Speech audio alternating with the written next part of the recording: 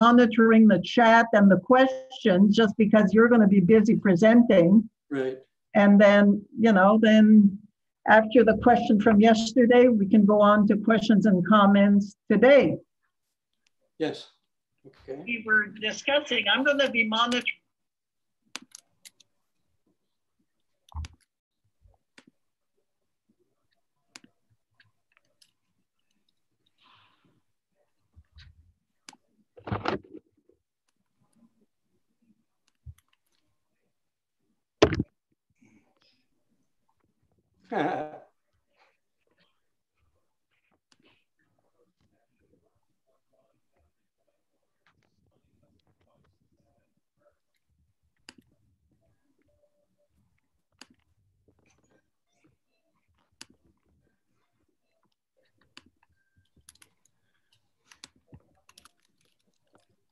Carmen, that's an interesting whiteboard behind you. Hopefully there's nothing written on it that the Pride Committee doesn't want anybody to know about.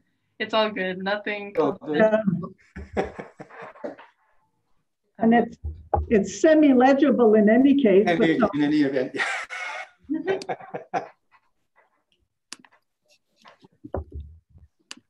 Alrighty, I think we're on track to just start at 1. So. Okay. Mm-hmm.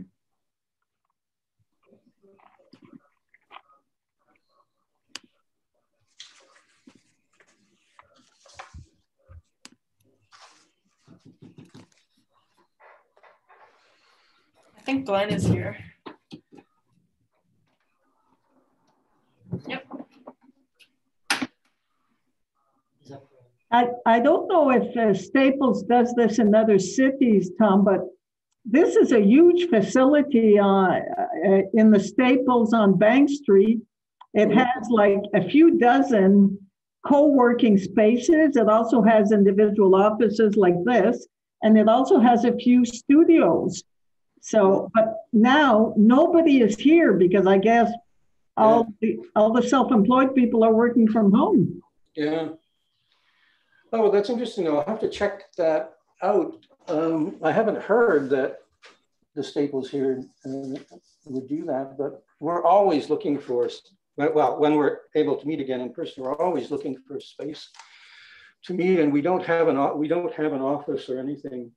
Well, you know, you can use as leverage that Catherine was telling me that the Capital Pride has had this space, this office, with, you know, filing cabinets and desks and stuff since December. Really? So, yeah, so maybe it's a goodwill thing for Staples. Maybe, yeah. I'll check that. Oh, we're checking into the, it's getting almost, well, it is impossible for any small organization to get any kind of office space in downtown Toronto. You know, the basic is so outrageous. And the 519 has been closed because of the pandemic, so none of the groups that have been able to meet there have been able to meet. Wow. Yeah.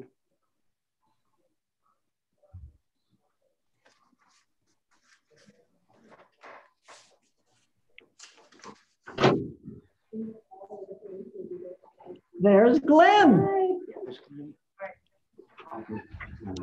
Yeah. Stay for as long as you want. I know you're here out of solidarity. Absolutely, yeah. And you're hosting the queer literature one tomorrow. Yeah, on Friday, yeah. On Friday, which I hope to join in. Yeah, it should be really good. I've been, you know, frantically doing all the books. Yeah. I guess that comes with the territory, right? Yeah, yeah. But no, the authors are all amazing. Have you ever been to this space? Once, yeah, yeah. I sort of got a little mini tour when they were moving in. Okay. It's great, eh? Yeah. Yeah. I've just told Tom about it because maybe he can get space for Senior Pride in Toronto through the Staples. They did it here. Why wouldn't they do it? Yeah, absolutely. I wonder if the 519 has. No, they've closed. They closed. Well, no, they closed because Oh, of the pandemic. COVID. Yeah. Okay. But apparently there wasn't room there either. You know, there's a lot of gay organizations in Toronto, man. Yeah.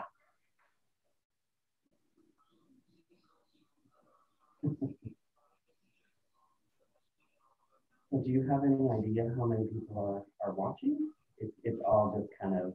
Oh, look at the chat already.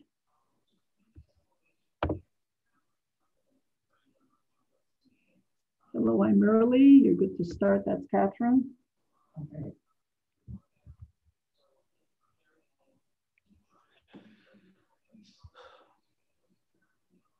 So I'm hoping there won't be all of a sudden some drilling and hammering in the background. Unfortunately, someone in our building is doing some renovations and they've been doing drilling and hammering.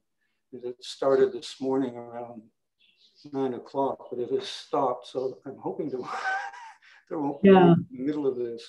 Yeah. Wouldn't that be typical, eh? Yes. Yeah.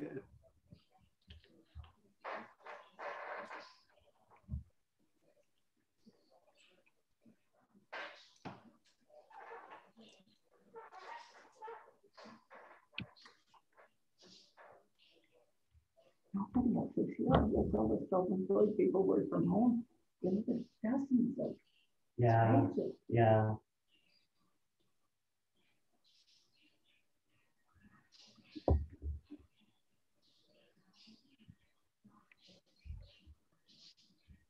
Do you have any time this week for either your life or your professional life?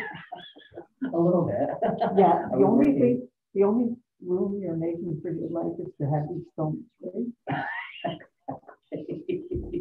Well, you know, I feel okay. I don't know. It's just, I sort of sense like something's a bit off and it hasn't gotten worse. So I'm just kind of monitoring and my sister's subject to recurrent kidney stones, and she said it's worse than giving birth.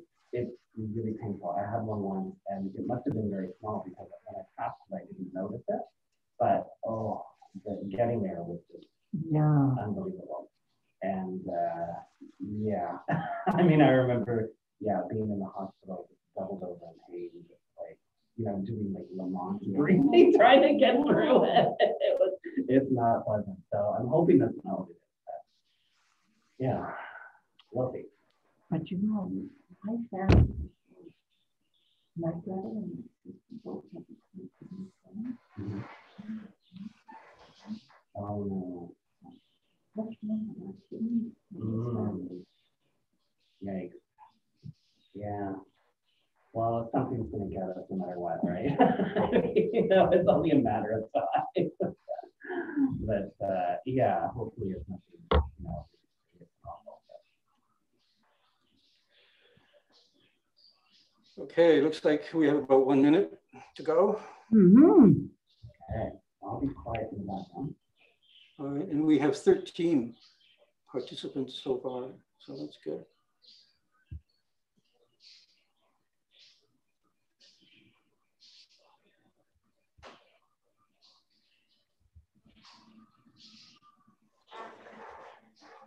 I just wanted to tell you that Alex in the chat is someone who's pretty well known in Ottawa because he was interviewed by the Ottawa Citizen about 2 years ago about his experience of having a spouse in long-term care, and it's a private home, and so you know he might have something to say about how good things can be when you lobby. I mean, he advocated for it.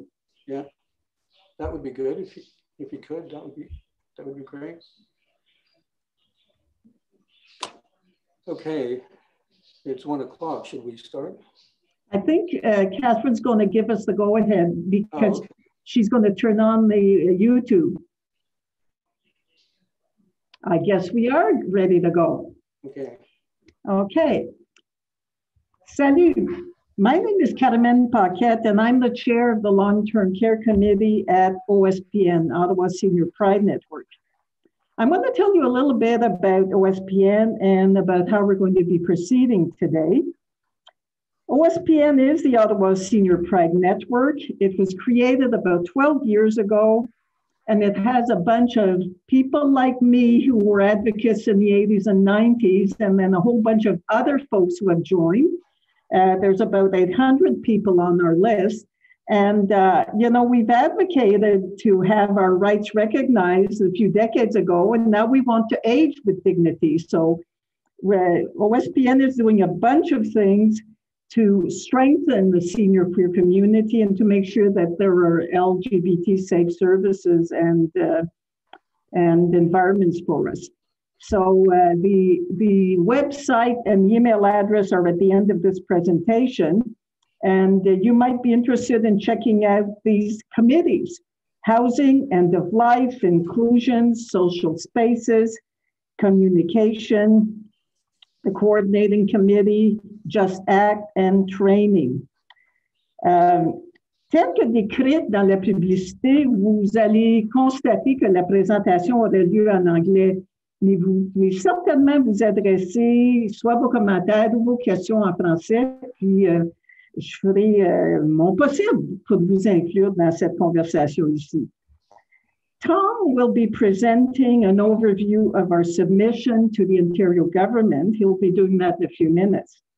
You can comment in the chat box or ask questions in the Q&R during Tom's presentation. We will discuss as many questions as we can after the presentation. So over to you, Tom. Tom and I worked 30 years ago when we were the openly gay Ontario Human Rights Commissioners, and we're aging as advocates and as colleagues. Go ahead, Tom. Thank you, Carmen, and it's really great to be able to be part of this panel today for the Capital Pride Festival. So I'm really pleased to be here. My name is Tom Warner. I am with the Senior Pride Network Toronto. I'm the chair of the Senior Pride Network there, and I'm also the chair of the Advocacy Committee for SPN Toronto. I'll just start by giving a little bit of information about the Senior Pride Network Toronto. And I should say there's also a Senior Pride Network in Niagara as well. And hopefully there are going to be many more Senior Pride Network organizations springing up in other parts of the province. That would be great. So founded in 2002, the Senior Pride Network Toronto is an association of individuals and organizations committed to promoting appropriate services and a positive, caring environment for elders, seniors, and older persons who identify as two-spirit, lesbian, gay, bisexual, transgender, transsexual, queer, intersex, and other, which gives us a very long acronym with a lot of letters in it. Our membership is comprised of long-term care homes, health and home care providers, and agencies primarily serving seniors, as well as individual seniors who identify as queer, trans, or two-spirit, and other supportive individuals and allies. We envision a series of communities of two-spirit, queer, and trans seniors that are affirming, respectful, supportive, and healthy. We believe in and advocate for the rights of two-spirit, queer, and trans seniors, and including the right to access programs and services that are responsive to and designed for our needs. We assert and advocate for the human, economic, social, and cultural rights of two-spirit, queer, and trans elders, seniors, and older persons. The main focus of our activities is on education and public education and awareness, and on advocacy. So now I will just go into the presentation. Just give me a minute here. The presentation today is on improving long-term care homes. Our focus for this is on a written submission or a brief that we are working on right now that would be presented to the Long-Term Care COVID-19 Commission that the Ontario government, the Ford government, recently announced it was establishing. And so we're hoping over the next few weeks or so to be able to submit our submission, or perhaps even appear in person to present it to the commissioners. I'm really pleased to be able to say that, just give me a minute here, to say that this is a joint effort on a number of groups, including the Ottawa Senior Pride Network and the Senior Pride Network Toronto, Aging with Pride in Waterloo, and the Senior Pride Network in Niagara. And also within the last day or two, we've also learned that the Windsor Pride community, which has a 50+ seniors group, also will be joining with us in the joint submission. And a new organization, a new foundation that has been started through Brent Hawkes, who's now the emeritus pastor of the Metropolitan Community Church in Toronto, will also be joining our little coalition of groups, and that is the Rainbow Faith and Freedom Foundation in Toronto. We're hoping that another couple of groups will contact us soon to join this coalition. I think our voices are always stronger and we have a more impact if we are able to speak as a representative group from different parts of the province. The terms of reference for the commission were recently announced. Yes. Can you put it full screen, Tom? I can, I'm sorry. Okay, I think that I can do that. It can be from the beginning, totally to the left at the top. Oh, there we go. Yeah, thank you. Okay, thank you for that. Okay. The terms of reference, I'm not going to go through these in any detail. This is not an independent public inquiry, which a number of groups and the opposition parties have been calling for. It is a time-limited commission.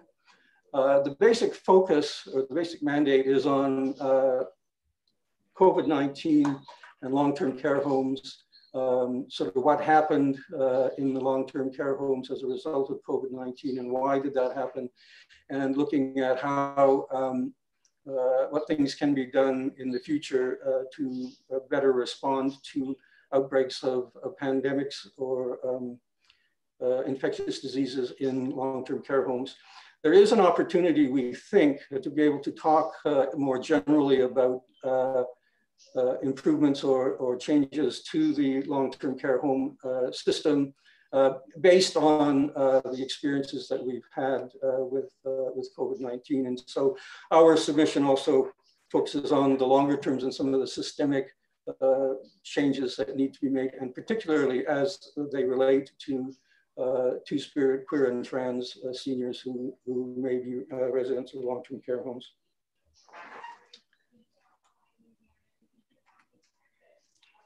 Our submission recognizes not only that LGBTQ plus seniors are residents of long-term care homes, but that LGBTQ plus persons are also employees and volunteers in long-term care homes, and are the spouses or partners of long-term care residents, and are family members and caregivers.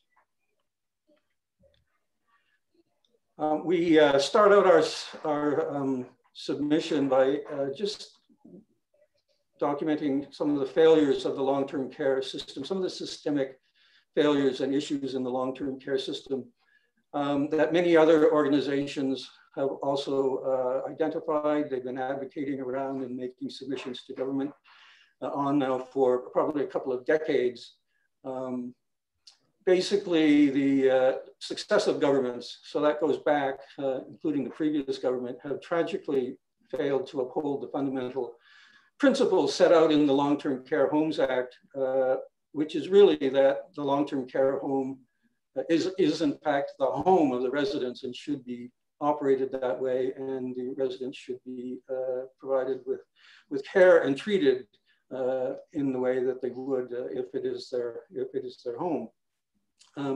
Because of the failure to do so, COVID-19 pandemic has resulted in the deaths of more than 1,800 residents of long-term care homes and 8 long-term care staff in Ontario. That number now is up around about 1,850 because there continue to be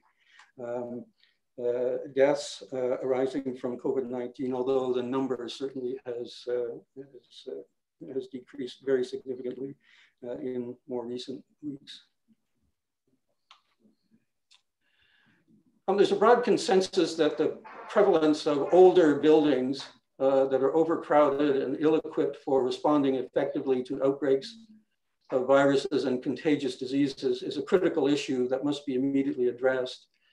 In fact, the majority of the long-term care homes have infrastructure and design, meet design standards that were set in 1972 or even earlier. They don't meet the current standards. The government had set a date of 2025 for long-term care homes to make modifications or build new facilities that would meet the more modern standards, the updated standards, but that hasn't really happened. And now the government has indicated, the Ford government has indicated that over the next decade, so about 10 years or so, they're going to be making those kinds of changes to the long-term care homes. Those homes have many sort of common areas, common rooms. They have wards or four-person rooms accommodating 4 residents into a room, and those generally have been I won't say the causes, but it's been the residents who are in those wards or in those multiple occupant rooms that have, for the most part, been the people who have come down with COVID-19 and those who have died as a result of it. So as the outbreaks of COVID-19 swept through long-term care homes, the for-profit homes, which are the majority, had significantly more reported cases and higher numbers of deaths than was the case for nonprofit and municipal homes. There's also been a massive human resources crisis within the long-term care system. That's been the case for many years, has not really been addressed in any significant or meaningful way by governments or by the long-term care homes. And that crisis or the problems in the human resources within the firms has been exposed and highlighted by COVID-19. Just a little bit of data or information. Surveys have shown that 90% of the workforce providing direct care to residents are unregulated. So there's no regulation of any kind. There's no consistent educational standards for certification for any of those positions or for ongoing continuing education. It's also, I think, clear the chronic understaffing and high staff turnover in the long-term care homes, both prior to COVID-19 and during the pandemic, have contributed to a serious lack of care or sort of woefully inadequate provision of care for long-term care home residents. As I indicated a little earlier, many organizations have reported on the systemic failures and shortcomings within the system. The Registered Nurses of Ontario recently put out a publication where they listed 35 separate reports and studies and commissions over the last 2 decades that have identified these issues and concerns, and most of which have not been adequately dealt with by the government so far.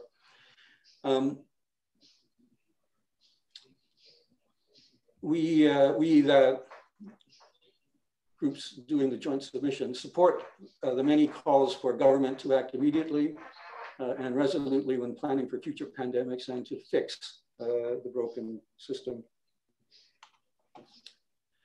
Some of the proposals, I'm not going to go into these in great detail, but some of the proposals for fixing the system are to require the government to require modernized, updated, and legislated design standards for long-term care buildings, solutions to provide increased space within long-term care homes for social distancing and quarantines, and to institute infection prevention and control measures. But perhaps most importantly, the government must also provide the necessary funding for long-term care home rebuilds and renewal projects, especially subsidized municipal and not-for-profit homes, or any homes specifically built for an identifiable community. That's been one of the big issues, even though the government has said all of the homes need to meet the new standard for having single or two-person rooms and eliminate wards by 2025. They really have not provided the funding that's necessary for the long-term care homes to do that. Other proposals are, as I mentioned, upgrade the long-term care homes to eliminate housing for residents to a room or a ward, mandating that all new long-term care homes must be built to provide for private room accommodation, and that has to be a priority, and establish a legislated minimum of 4 hours of care per resident per day, and require that all long-term care homes meet that standard. It's shocking that there is no legislated standard in Ontario for the number of hours per day per occupant or per resident that should be provided by caregivers in long-term care homes. In 1996, the standard had been set at 2.5 hours, but the government at the time eliminated that and left it to each individual long-term care home to determine how many hours of care would be provided each day. Studies have shown that on average, long-term care homes are providing about 2.2 to 2.5 hours per day per resident, which is really insufficient to meet the needs in normal circumstances, and is absolutely not sufficient when you have COVID-19 or some other virus or infectious disease outbreak in the long-term care home.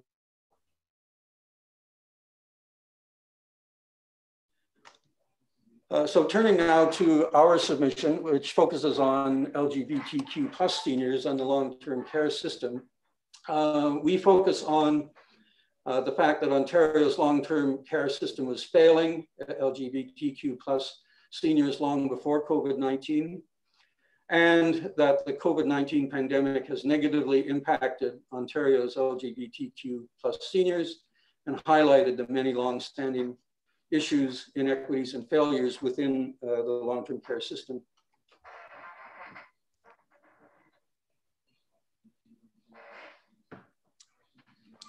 The long-term care system in general has been neglectful of or unresponsive to the particular needs and concerns of LGBTQ residents of long-term care homes. And during COVID-19, it's likely that there has been even less awareness of or attention given to the particular needs and concerns of LGBTQ plus seniors who are residents of long-term care homes. And we set out in our submission the various ways in which we believe that is the case. LGBTQ plus seniors, I think as we probably all know, may experience or have a fear of experiencing discrimination, harassment, and abuse from residents and staff in long-term care homes. And it's likely that these fears about how they will be treated have been heightened or intensified during COVID-19 outbreaks in the long-term care homes. In fact, LGBTQ plus seniors are likely to be more vulnerable and therefore more at risk of discrimination, harassment, and abuse during pandemic outbreaks, and thus able to report or seek help or assistance. So we've made a number of recommendations, or we will be making a number of recommendations in our submission to the government. The first one is to address discrimination, harassment, and abuse of LGBTQ plus residents. And it calls on the government to require that long-term care homes adopt equity, inclusion, non-discrimination, anti-harassment, and protection of person policies that specifically include sexual orientation, gender identity, and gender expression, and which are applicable to and can be meaningfully enforced for all residents, staff, volunteers, caregivers, family members, and visitors and others within the long-term care home, the long care home system. We also, I think, are going to add a recommendation dealing with the requirement to have toolkits and other resource materials prepared specifically focusing on LGBTQ plus seniors that would supplement or complement the cultural competency training and other training that should be given by the long-term care homes.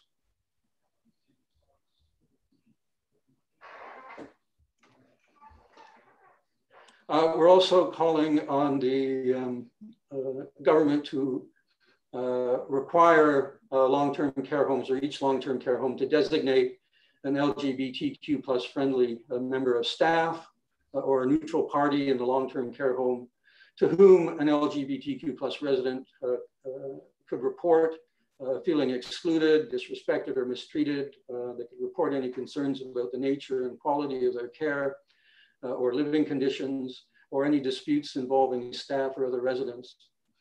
This designated person must also have specific senior level LGBTQ plus and intersectional diversity training, with an understanding that an LGBTQ plus resident may also be, for example, a person of color suffering from other forms of discrimination.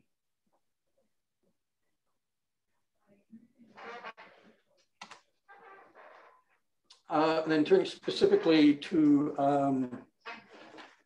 the treatment of LGBTQ plus seniors and the long-term care system.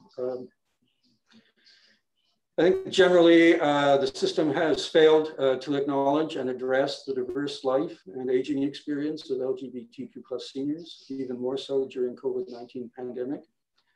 I think we know that I say community, its communities are very diverse in many ways, including race and gender and sex, language.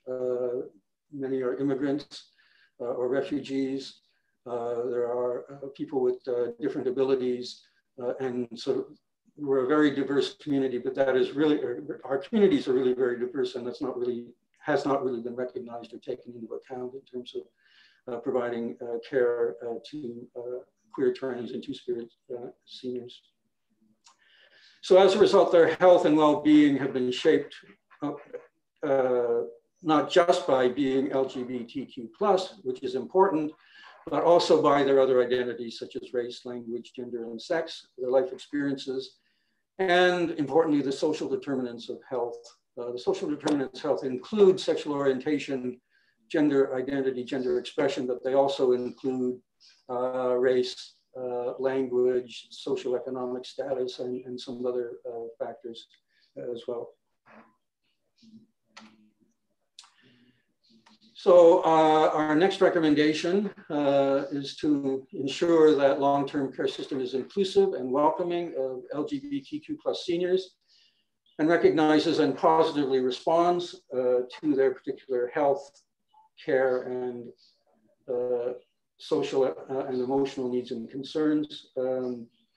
Basically, what we're saying here is a long recommendation. I won't read it out, but basically the government needs to require the long-term care homes to adopt standards, policies, and procedures for monitoring, inspecting, and certifying or licensing long-term care service providers that specifically recognize the service and care needs of LGBTQ plus seniors, and that prescribe effective methods for measuring the quality of service delivery to them, to LGBTQ plus seniors.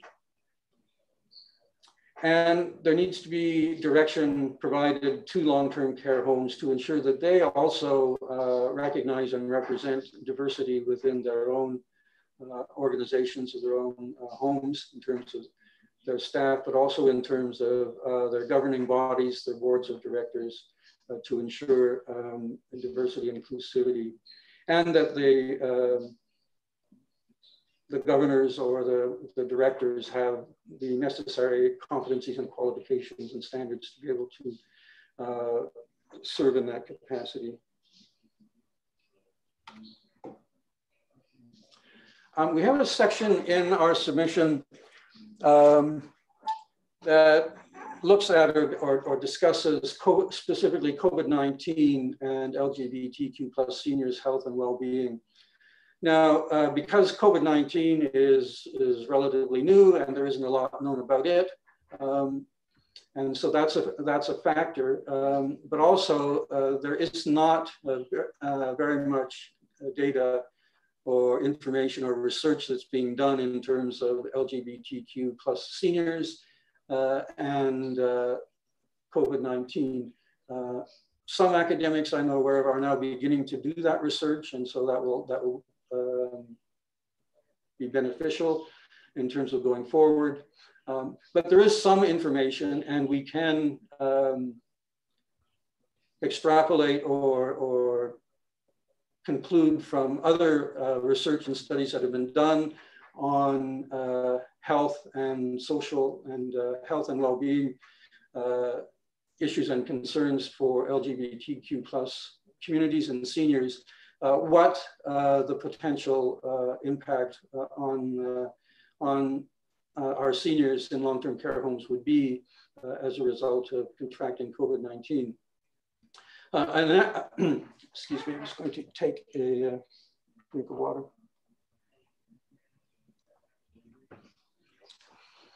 A national survey on the impact of COVID-19 on Canada's LGBT communities that was conducted by EGAL and a public polling organization found that 29% of LGBTQ people surveyed are living with a chronic health condition, compared with 15% of non-LGBTQ plus people. It also found that LGBT plus communities reported greater current and expected impacts of COVID-19 on their physical and mental health and overall quality of life than is the case for non-LGBTQ people. That survey and the analysis of it can be found on the EGAL website if anyone is interested in learning more about that. Public health agencies, including the Public Health Agency of Canada, have stated that older persons and people with chronic health conditions or weakened immune systems are at a higher risk of developing more severe illness and complications and have greater risk of death if they contract COVID-19. And we stress, or we make the point in our submission, that this is particularly true for LGBTQ plus seniors. Caregivers in long-term care homes need to be knowledgeable about underlying medical conditions and comorbidities, their causes and their effects on LGBTQ plus seniors, and in particular on those who contracted COVID-19. Some of the data and research that is available has been done over the years indicates that there's a greater prevalence of cardiovascular diseases, cancer, HIV, and respiratory diseases among LGBTQ plus Canadians compared with heterosexual Canadians. A greater number of our seniors therefore may have compromised immune systems, causing greater vulnerability to COVID-19 infections. There's also a greater prevalence of, within our communities of people who are suffering from depression or have dependencies, addictions, or suffer from anxiety, and have other mental health issues arising from lifelong discrimination, exclusion, marginalization, and social isolation. And those, the effect of those on their overall health and well-being is likely also will be impacted more significantly or more severely as a result of contracting COVID-19. The multiple and interrelated health issues and particular care needs of LGBTQ+ seniors should have been taken into account in the planning and implementation of measures to effectively respond to COVID-19. They were not, they still are not, but they must be taken into account when combating future pandemics or infectious disease outbreaks in Ontario long-term care homes. And interestingly enough, the United Nations Human Rights Office did put out a statement a couple of months ago calling on all member states, all governments, to ensure that measures to recognize and address the impact of COVID-19 on LGBTQ+ seniors should be a priority and should be included in any plans that governments were implementing to counteract or to combat COVID-19. I'm not sure, there's no information available how many governments across the world have done that, but certainly the Ontario government has not, and I think the government of Canada has not either.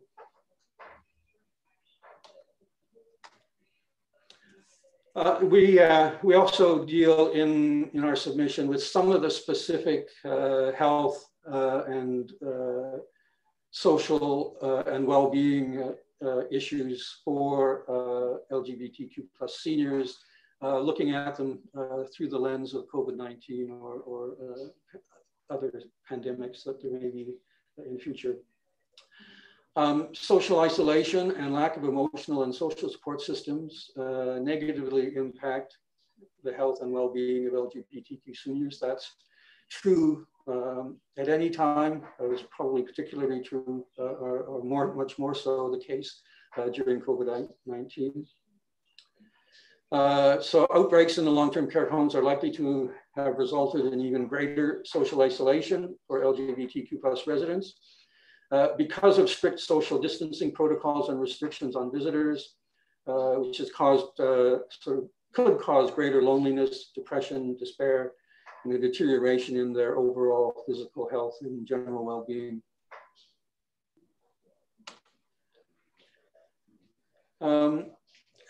LGBTQ+ residents of long-term care homes often discover that their spousal relationships, whether their family relationships or their circle of friends, their chosen or non-biological families, or their non-conforming relationships, if they're in a polyamorous relationship, for example, are not recognized or not respected by their home's administrators or staff. Long-term care homes also may restrict family caregivers to a visitor status that only permits scheduled short-term visits with residents, and they may determine that the visitors are only family as defined by meaning biological family or blood relatives. So that has been an issue for a while, not just during COVID-19.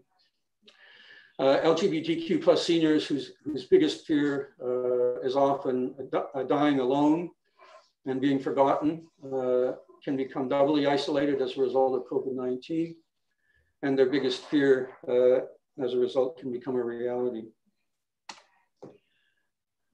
So we have some further recommendations.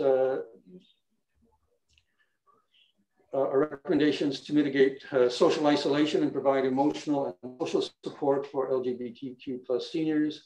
And in fact, for all seniors in long-term care homes are, first off, the government should require long-term care homes to recognize family members, chosen or non-biological family, or other designated persons, such as a person who has a power of attorney, as an essential caregiver.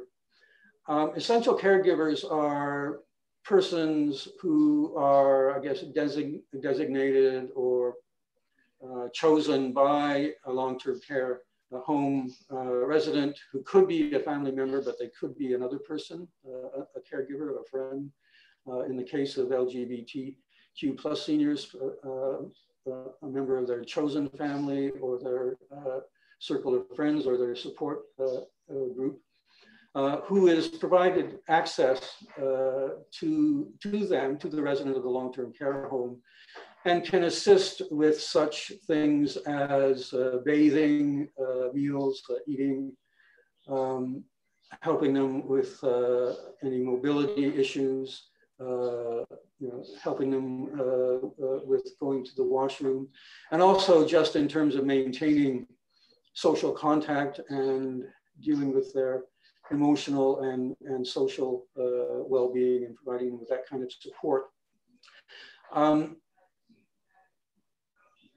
But long-term care homes can restrict visitors, as I said. So it may be the case that an essential caregiver is not being recognized and therefore not being given access to a long-term care home resident in order to be able to provide that care and that support that is so important to that individual. So we're saying here that the long-term care home should be required to recognize these essential caregivers, which would then give them the right to have access even during a pandemic like COVID-19. The government has not, at this point, the Ministry of Long-Term Care has not provided any direction or guidance to long-term care homes to say that, yes, you can provide essential caregivers access or any direction in terms of how that could be done at all. It would require the caregiver, the essential caregiver, receiving the necessary training that would be required, being screened and tested and provided with all the necessary PPE in order to be able to maintain the necessary distancing and that sort of thing. There has been some, let's say, use, sort of piloting of essential caregivers in some long-term care homes. There have been a couple in Toronto that have done that during the COVID-19 pandemic, and it seems to be something that works well and could be instituted within all long-term care homes.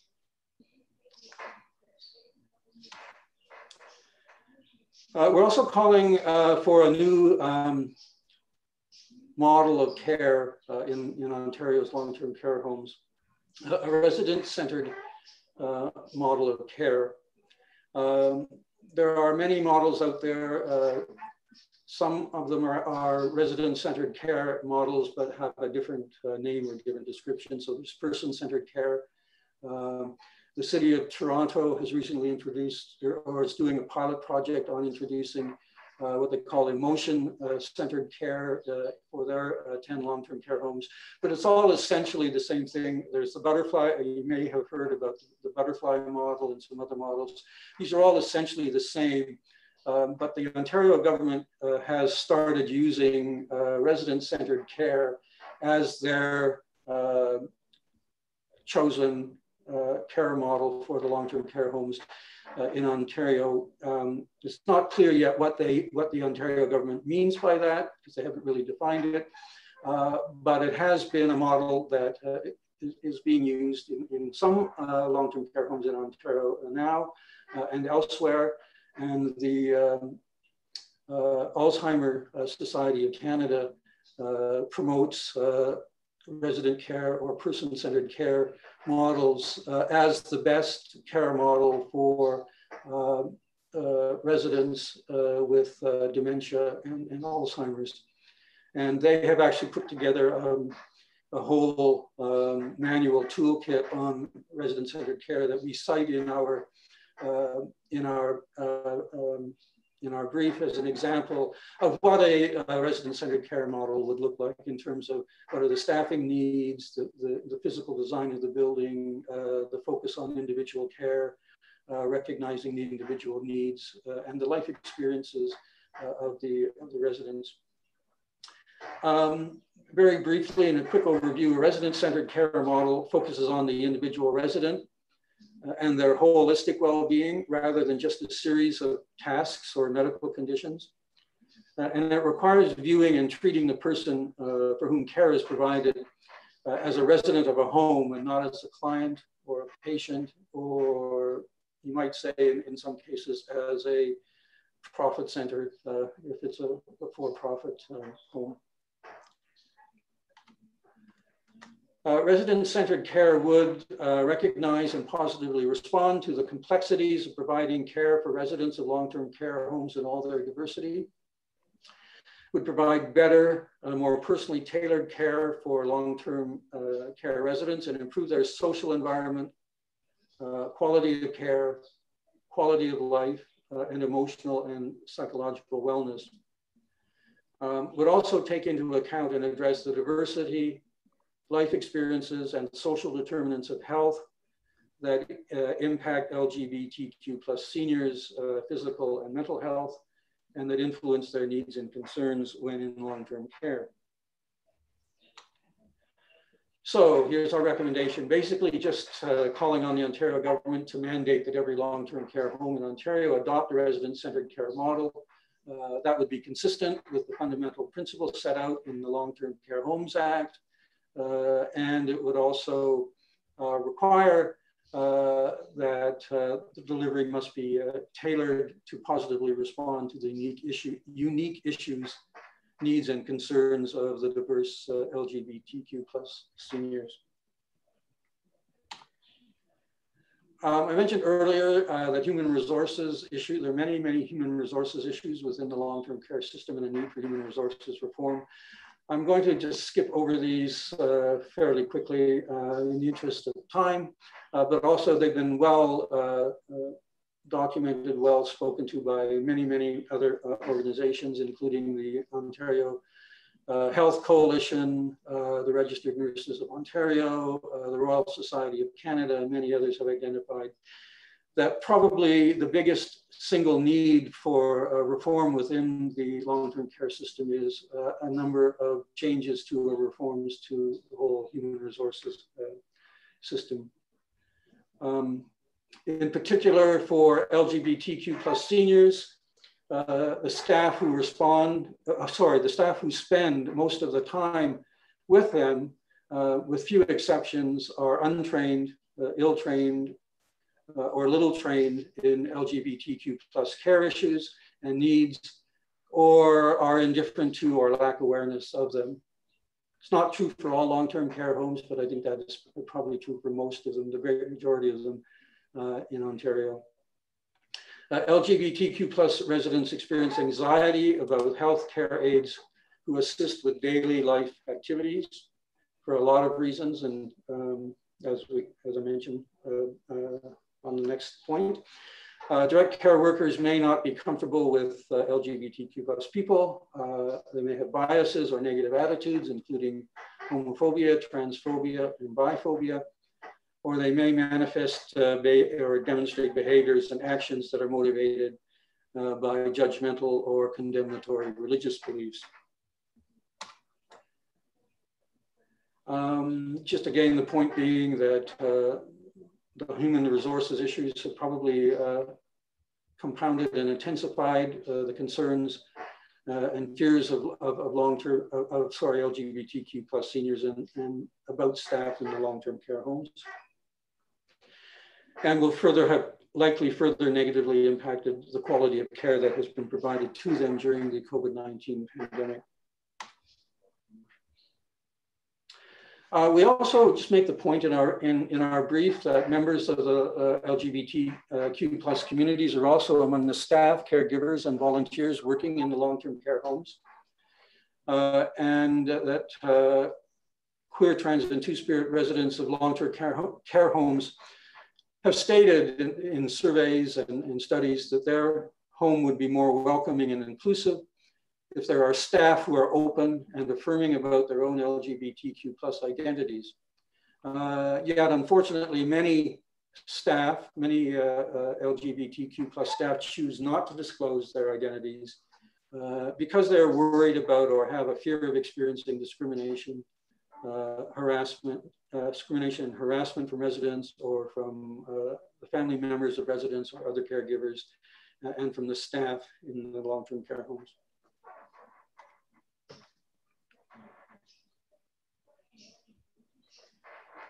Coming to the conclusion of the presentation, there's 3 or 4 recommendations specifically on dealing with training, human resources, staffing in the long-term care homes. Basically to ensure that the homes provide a positive, welcoming, safe, and inclusive work environment for LGBTQ plus residents, staff, caregivers, and volunteers. The first recommendation is that the government should mandate through regulation that every long-term care home provide compulsory LGBTQ plus seniors training, sensitivity, inclusion, and cultural competency training for all full-time and part-time staff, and also for contracted or agency staff. Just pointing out that there's a very high percentage of the staff in long-term care homes who are employed through agencies, through employment agencies or services, or are contracted.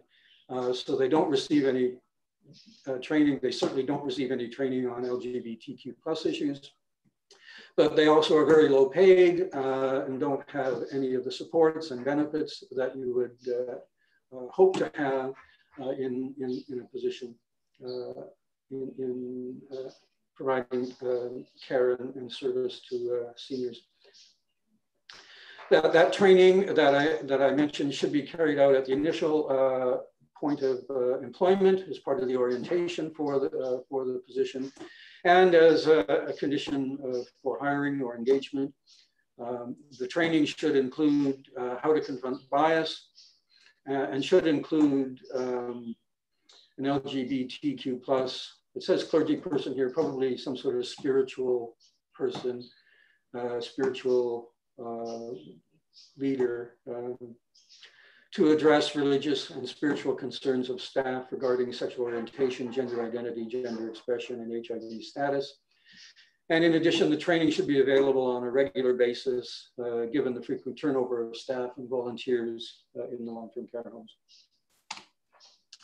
The government should also establish and maintain or provide the funding and the supports to establish and maintain a train-the-trainer program to be led for LGBTQ seniors,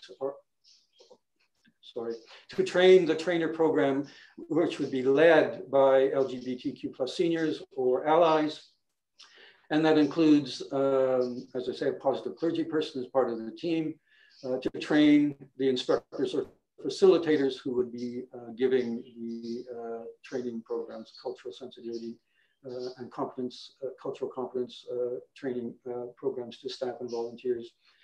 We're recommending that staff in all departments in long-term care homes must be full-time staff, and that there must be a strict short-term limit on the length of time a long-term care home may employ any part-time or agency staff instead of full-time staff. And finally, just kind of a general statement, the long-term care homes must ensure that they are positive, welcoming, safe, and inclusive work environments for LGBTQ plus staff, caregivers, and volunteers. So in conclusion, we're presenting the submission to the Commission and through the Commission to the Ontario government in hope of ensuring that Ontario's long-term care system is inclusive and welcoming of LGBTQ plus seniors and recognizes and positively responds to their particular health, care, and social and emotional needs and concerns at all times, but especially during pandemics such as COVID-19. If implemented, we believe the recommendations would better prepare Ontario's long-term care homes to provide the care, to LGBTQ plus seniors that they deserve, and that that is their right to expect and to receive under the Long-Term Care Homes Act and the Ontario Human Rights Code. So that is the presentation. I thank you for listening. I recognize it was a long presentation. This was just simply providing a very high-level overview of our written submission, which is fairly detailed. This is a very complex issue. There's a lot of different, with many complexities and nuances and many different aspects to it in terms of how to address the problems, and condensing it all to a short presentation has been a real challenge. But thank you for listening, and we're really happy to take any questions or have any comments that anyone may have. Well, I want to start by thanking you, Tom, because Tom is the main author of our submission, and he has been incredibly gracious in accepting all of the input from all over the province and going through all of these various reports. And I know you're continuing to revise it because it's not in the final stage. I would like to read a question that we got prior to the webinar, and we will try and answer it to the best that we can. So the question was, who do you complain to about unfit living conditions in the long-term care home? Why is there no AC in bedrooms or enough heat in winter? Why are they so unsafe? As a friend once said, they could have dragged me kicking and screaming out the front door and no one would have done anything. Why are they so unclean? Why does no one check past the main lobby? Why is proper food not provided? The first question is, what's the complaint process? All of the other questions have to do with why is it so substandard? Tom, do you want to start? How do you complain? Sure. Well, I think this question nicely encapsulates many of the problems and issues that there are with the long-term care home system, not just in Ontario, but across Canada. To begin with the first, how do you complain? There actually is a complaints process. I don't know how many people are aware of it or how widely known it is, or what the government and long-term care homes do in order to let people know that there is a process for filing a complaint. But there is, and there is information posted on the Ministry of Long-Term Care's home site about what kind of complaints can be filed and how you can file a complaint and the process. But basically, they recognize two kinds of complaints. There's an urgent complaint and a non-urgent complaint. An urgent complaint urgent complaints would be those that include cases of harm, neglect, or danger to residents. And non-urgent complaints are those that include what they call less serious complaints. I would question that, but what they call less serious complaints related to diet, activities, or care. And so a number of the questions posed by this questioner would fall into the non-urgent complaints category, I think.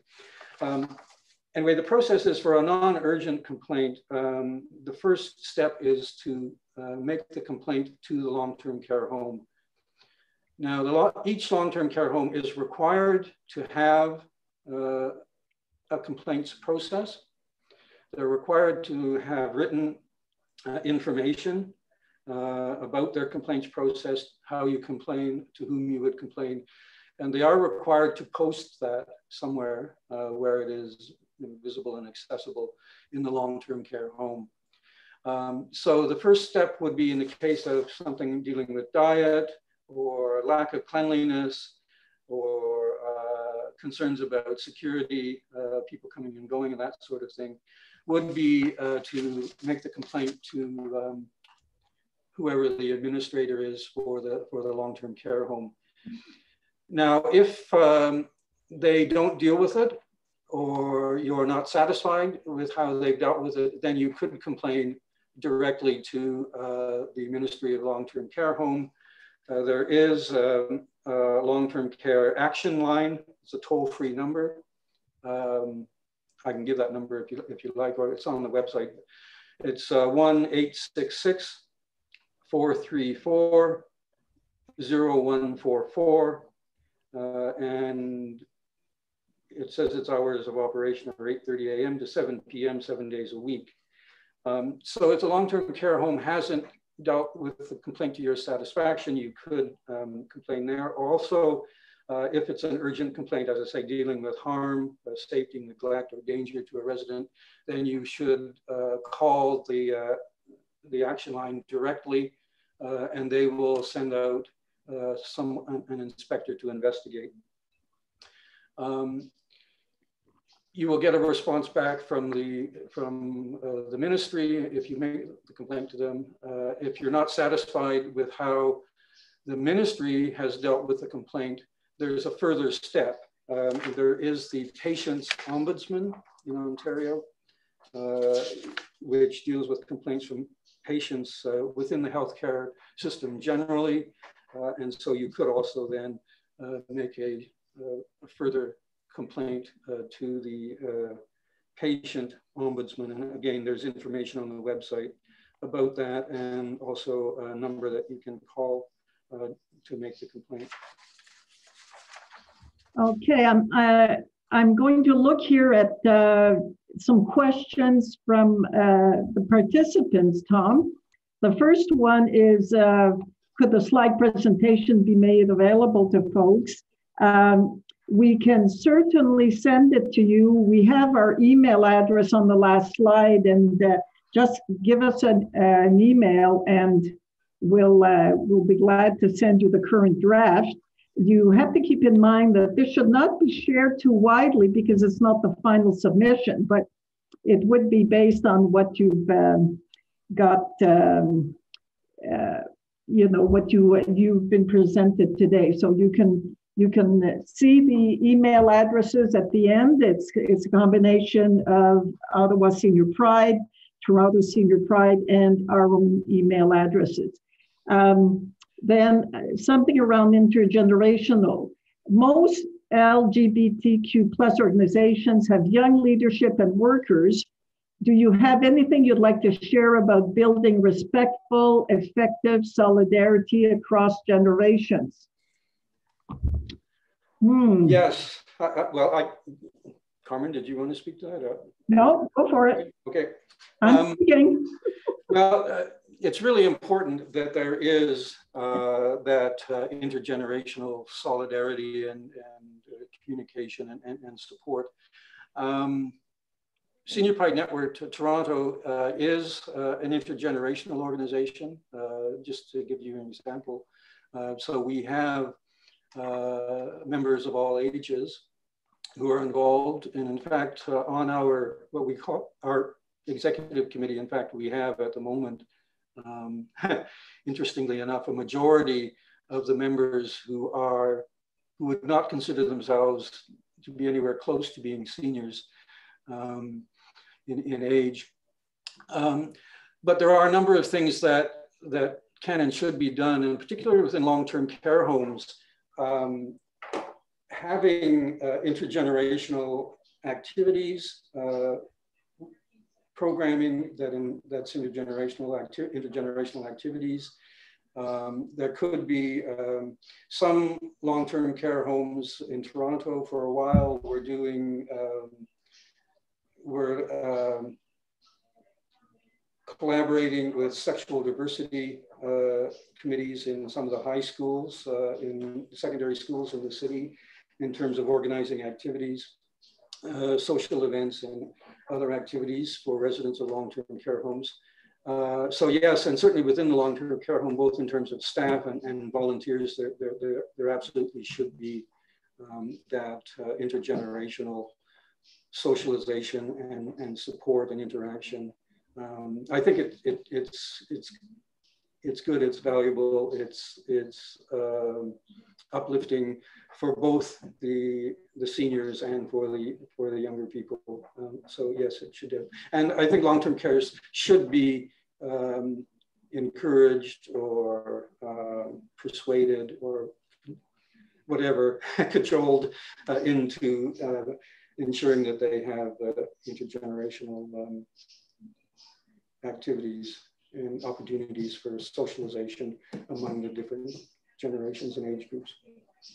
I guess what I'd like to add to that is not something as specific as the great suggestions that Tom has offered, but I think that one thing that's been key for me to be able to work with younger people is to remember that there's a very different experience of being LGBTQ depending on whether or not you're 70 or you're 20. And, younger gays and lesbians are often surprised that most lesbians of my generation came out quite late and have children and grandchildren. And so, I've had to surprise and rejoice that younger people have come out much, much earlier than we did. So basically, one of the keystones for being able to work together is to recognize that our experience as being gays, lesbian, transgender, bisexual is different depending on, one of the factors is generational. I think I'll move on to a French question here. La plupart des organismes et mouvements LGBTQ sont dominés par les anglophones. Pouvez-vous en dire plus sur la situation des aînés LGBTQ francophones en résidence personnes âgées? Vous savez qu'il y a des résidences qui sont bilingues. C'est plus facile de trouver une résidence qui est bilingue que de trouver les gens qui sont LGBTQ à l'intérieur des résidences. Il y a aucune façon officielle jusqu'à date qu'il y a très, très peu de résidents qui sont prêts à poser la question. Ils résistent de poser la question parce qu'ils disent que les gens ne vont pas se déclarer. C'est peut-être vrai, mais ça serait intéressant quand même qu'ils fassent l'effort de poser la question, qu'ils ne font pas. Alors, on sait qu'il y en a, parce qu'il y en a partout, des aînés LGBTQ. À OSPN, dans le réseau Fierté des aînés d'Ottawa, on a fait des sessions de formation en français dans les résidences qui sont bilingues. On espère que ça va surmonter la première barrière qui est toujours, nous, on n'a pas ici. Oui, vous l'avez, c'est juste qu'il n'y a personne qui se sent en sécurité pour s'affirmer. Are there any other, while we wait for more questions, I just want to acknowledge that I've jotted down Alex's comments around his experience with the Extended Care Medics Family Council and the Family Councils of Ontario. And we know that you've had a positive experience by and large, Alex, and maybe you'd like to be in contact with Tom, whose email address you're going to see in the next slide, and be able to recount some of this, because we are looking for stories, lived experience of LGBTQ people and their partners, so that we have models to inspire improvements. Alex also referred to Kathleen Wynn's bill around personal support worker hours that was supported by all parties before the election was called. I think that's also useful information for us to know that there was something in the works. Maybe it can be resurrected for future use. I'm reading here. Okay, we will be providing email contacts.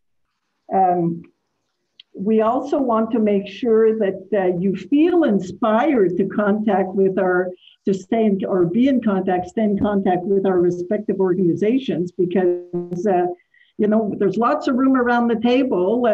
Senior Pride Network is full of energetic, interesting, retired folks.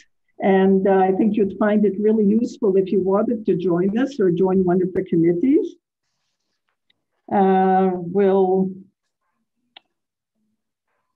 Okay, so this is you know, part of what we wanted to make sure we convey to you. Tom, would you like to add anything more at this point? Yes, I think, well, I would like to ask everyone if they have any stories that we could tell as part of our presentation to the Commission.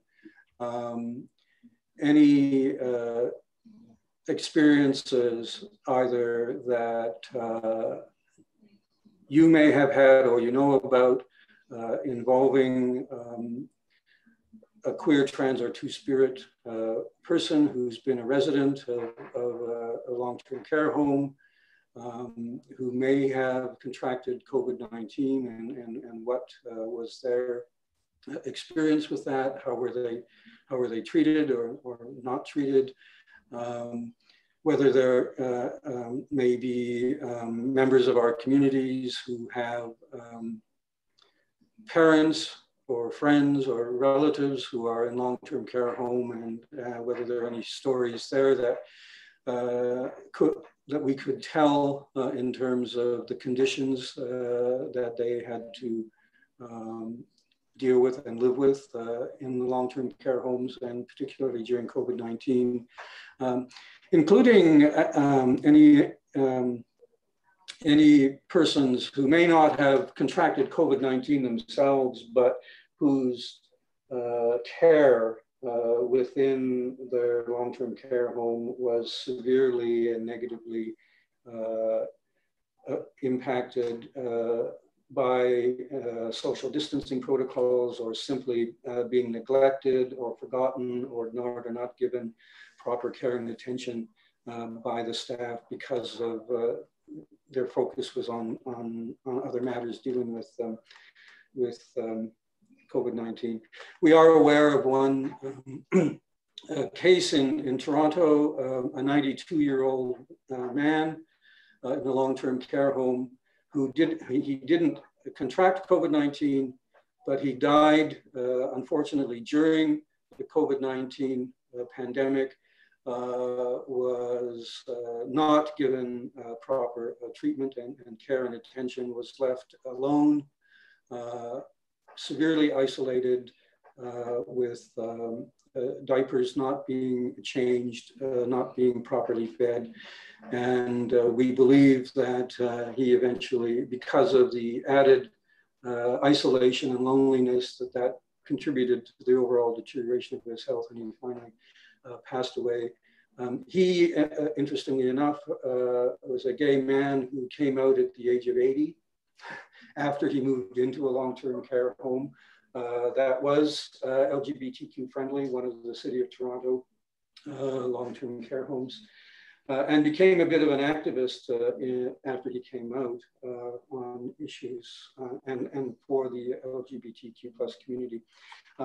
Anyway, we really would like to be able to have more of those kinds of stories and experiences to include within the submission. You know, it's always better. It has much greater impact and has an emotional and attention. I don't want to, attention grabbing sounds crass, but it holds the person's attention and makes and their interest more if we have actual stories about people and how they've been affected by COVID-19 in long-term care homes, than if we just have a submission that's written, you know, in prose and has lots, and even though it's well written and everything, it doesn't have the same impact that it does if we're able to include actual stories of people and how they have been affected by COVID-19, or generally how they have been treated within the long-term care home in Ontario. So I mean, just make a pitch if anybody does have any of these stories that they would be comfortable with passing on to us. We do not need to have anybody's names. We don't need to identify anyone. We don't need to have any details that would cause any concerns around a person's privacy or confidentiality, and we don't need to identify the long-term care home, but it would be good so we can make it completely anonymous that way, but we would really like to know the story that we could tell. Tom, would you mind putting up the last slide because it has our email addresses and we can leave it up while we continue the conversation. Je vais en profiter pendant que Tom affiche nos adresses courriel. Il y a une partie de la dernière question qui était au sujet des organismes LGBT anglophones.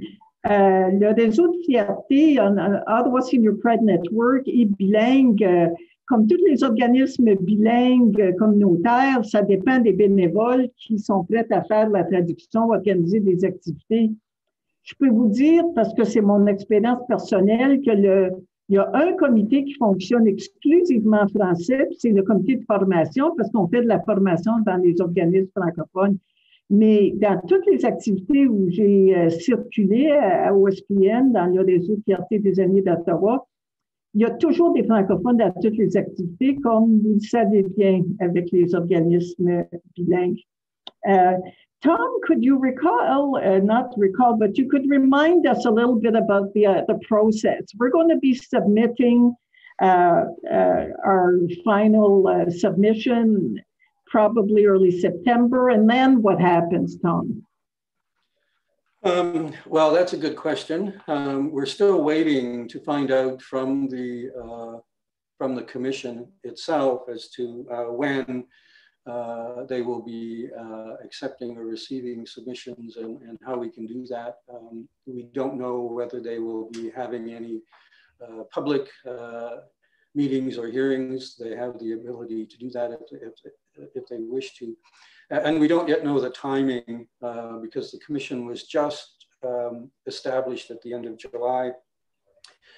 They were looking at a timetable sometime in September of getting underway. So we will look for all of that information in terms of when we can make the actual written submission to them, whether there's an opportunity to appear in person before them to do a presentation. But in addition to that, we will be making our submission available more widely.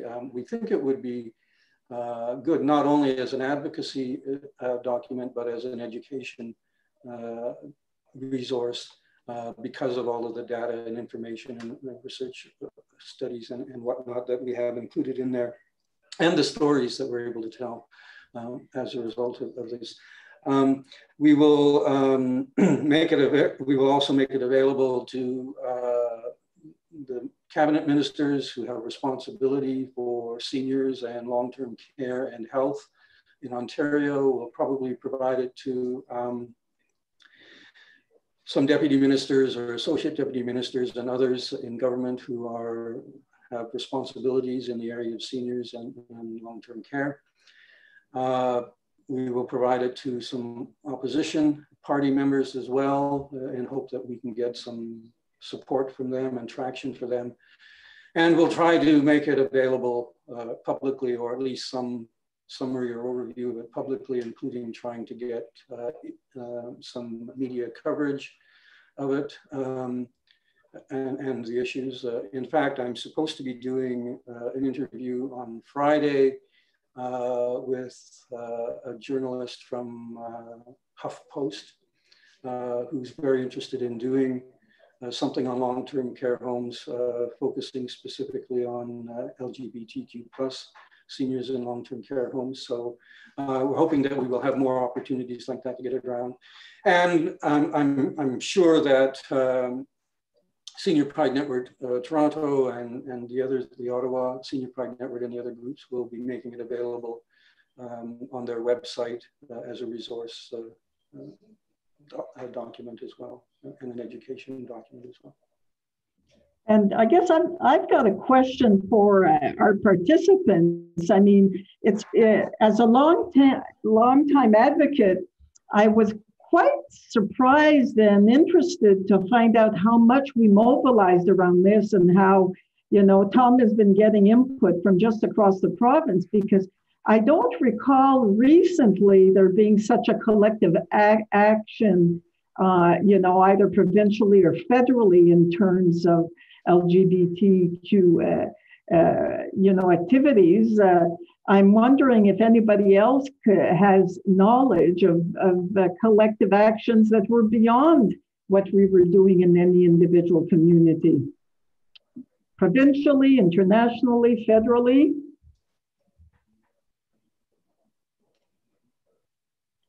I'm no longer seeing the chat, so.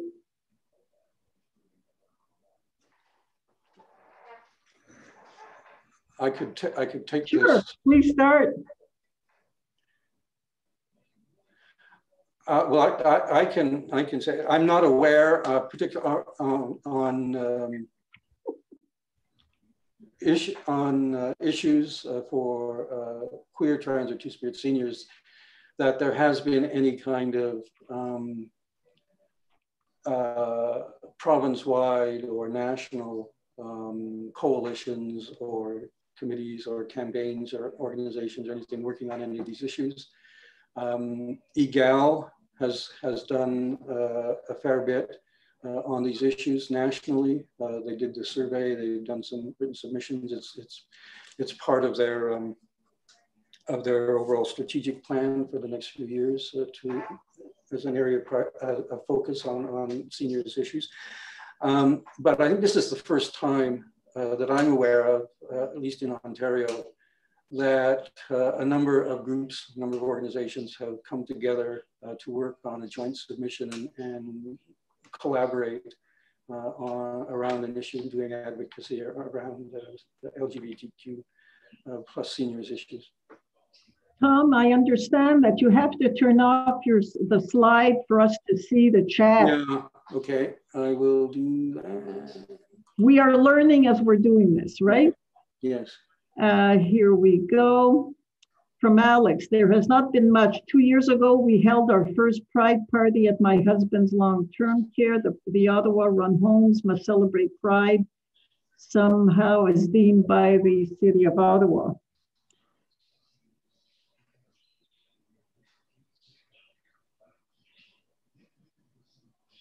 Maybe.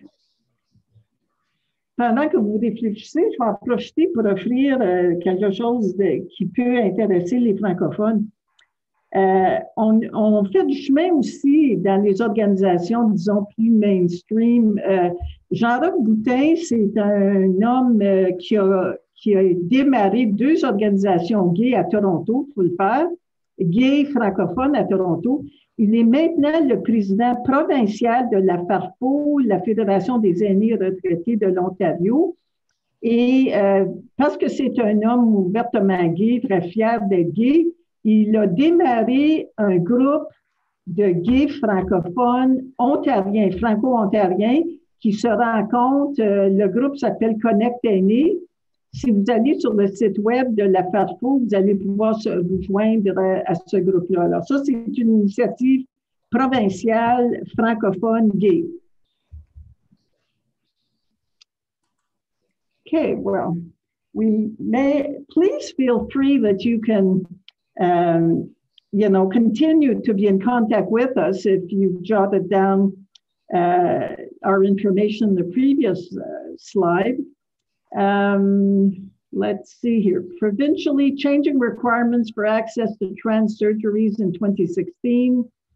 Blood ban, conversion therapy recently, but this is quick concerted effort, something to be proud of.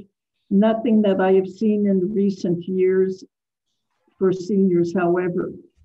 So I do want to thank you for your active attention during our presentation. I want to thank Tom for putting all the work and effort into it. We hope to see you again in some other activities. We will be pleased to send you both this draft and if you choose to ask us again, we will send you the final draft. Et puis au plaisir de se retrouver en tant que communauté dans toutes sortes d'activités. Merci. Bonjour.